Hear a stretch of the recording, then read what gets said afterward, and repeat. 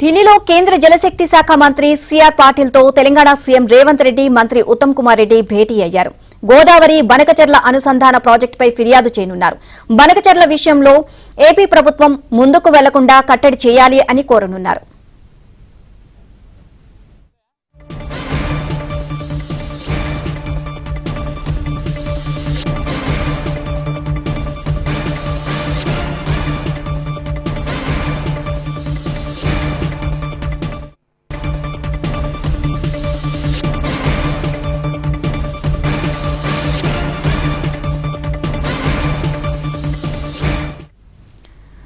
CM పర్యటనకు సంబంధించి మరిన్ని అప్డేట్స్ మా ఢిల్లీ కరెస్పాండెంట్ సతీష్ అడిగి తెలుసుకుందాం. సతీష్, ఢిల్లీలో కేంద్ర జలశక్తి శాఖ మంత్రి సిఆర్ పాటిల్ తో తెలంగాణ సీఎం రేవంత్ రెడ్డి అలాగే ఉత్తమ్ కుమార్ రెడ్డి కూడా భేటీ అయ్యారు.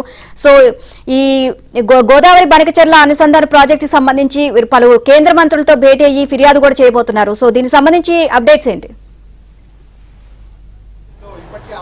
నీలిమా, కేంద్ర జలశక్తి మంత్రి సిఆర్ పాటిల్తోని తెలంగాణ సీఎం రేవంత్ రెడ్డి మంత్రి ఉత్తమ్ కుమార్ రెడ్డితో పాటు తెలంగాణకు సంబంధించిన పలు అధికారులంతా కూడా సమావేశమయ్యారు. సమావేశంలో గోదావరి బనకచెర్ల ప్రాజెక్టు సంబంధించిన అంశంలో చర్చ జరుగుతుంది. మొదటి నుంచి కూడా తెలంగాణ ప్రభుత్వం గోదావరి బనకచెర్ల ప్రాజెక్టును వ్యతిరేకిస్తుంది. అయితే గోదావరి బనకచెర్లకు సంబంధించిన ప్రాజెక్టులో డీటెయిల్ ప్రాజెక్ట్ రిపోర్ట్ను ఆమోదించకూడదు, ప్రాజెక్ట్ ఫీజిబిలిటీని కూడా నియంత్రించాల్సి ఉంటుంది. అదేవిధంగా ఇక ప్రాజెక్ట్ సంబంధించిన అంశంలో టెండర్ల ప్రక్రియను కూడా రద్దు చేయాలని, టెండర్లు పిలవకుండా చూసేలా కేంద్ర ప్రభుత్వం జోక్యం చేసుకోవాలని కూడా సిఆర్ పాటిల్తో సమావేశమయ్యారు. సమావేశానికి సంబంధించి ప్రస్తుతం కొనసాగుతున్న నేపథ్యం. మరోవైపు బనకచెర్లకు సంబంధించి తెలంగాణ రాష్ట్రానికి తీవ్ర అన్యాయం జరుగుతుంది. 1980లోనే గోదావరి నదీ జలాల చట్టాన్ని పూర్తిగా కూడా కాలరాసే విధంగా వ్యవహరిస్తున్నారని, పునర్విభజన చట్టంలో ఇచ్చిన హామీ మేరకు కావచ్చు, పునర్విభజన చట్టంలో ఉన్న నీటి కేటాయింపులు కావచ్చు, అసలు ఆ నీటి కేటాయింపులే ఇంకా జరగలేని నేపథ్యంలో బనకచెర్ల లాంటి ప్రాజెక్టు నిర్మాణం జరిగితే తెలంగాణకు తీవ్ర అన్యాయం ఏర్పడుతుందన్న అంశాన్ని కూడా అటు కేంద్ర మంత్రికి వివరించబోతున్నారు. కేంద్ర మంత్రికి సమావేశంలో ప్రధానంగా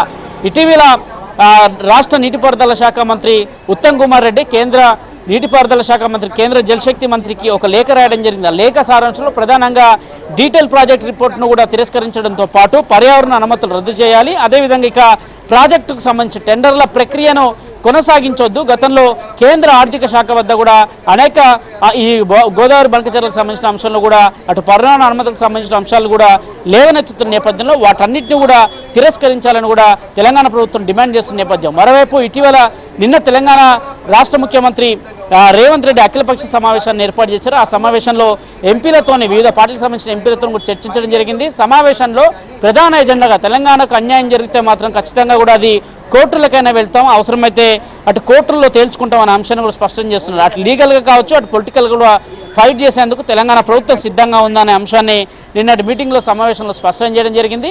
రానున్న పార్లమెంట్ సమావేశంలో ప్రధాని మోదీతో పాటు కేంద్ర ఆర్థిక మంత్రి నిర్మలా సీతారామన్, కేంద్ర పర్యావరణ శాఖ మంత్రి కూడా భూపేంద్ర పటేల్ని, ముగ్గురు నేతలను కూడా కలుస్తాము. వారికి బనకచెర్ల ప్రాజెక్టు నిర్మాణం చేపడితే తెలంగాణకు జరుగుతున్న అన్యాయాన్ని వివరించే ప్రయత్నం చేస్తాం, ఖచ్చితంగా ప్రాజెక్టును అడ్డుకొని తీరుతామని కూడా తెలంగాణ ప్రభుత్వం చెబుతుంది. అందులో భాగంగానే ఈరోజు అత్యంత కీలకంగా ఈ మీటింగ్ జరగబోతుంది.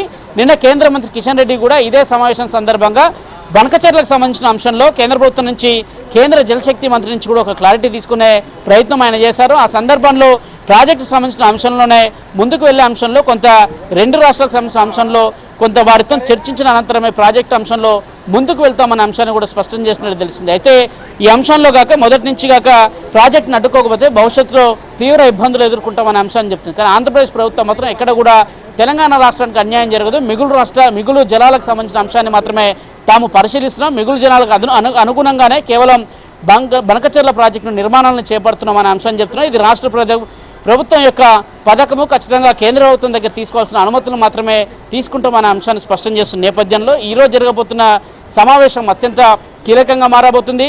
సీఎం రేవంత్ రెడ్డికి కావచ్చు, మంత్రి ఉత్తమ్ కుమార్ రెడ్డికి కావచ్చు, కేంద్ర జలశక్తి మంత్రి సిఆర్ పాటిల్ ఏం చెప్తారని చూడాల్సి ఉంటుంది. నిన్న ఒక పవర్ పాయింట్ ప్రజెంటేషన్ కూడా ఎంపీలందరికీ ఇవ్వడం జరిగింది. ఆ పవర్ పాయింట్ ప్రజెంటేషన్ సంబంధించిన నివేదికను సైతం కూడా కేంద్ర జలశక్తి మంత్రికి ఈరోజు ఇవ్వనున్నారు. సమావేశంలో అదే అంశాలను కూడా వెల్లడించబోతున్నారు. నీలిమ అండ్ సతీష్, ఈ బనకచెర్ల ప్రాజెక్టుకి సంబంధించి ఏపీ ప్రభుత్వం ముందుకు వెళ్లకుండా కట్టడి చేయాలని కోరబోతున్నారు. దీనికి సంబంధించి ఢిల్లీ పెద్దలు ఏపీ ప్రభుత్వంతో కూడా సంప్రదింపులు జరిపే అవకాశం ఉందంటారా?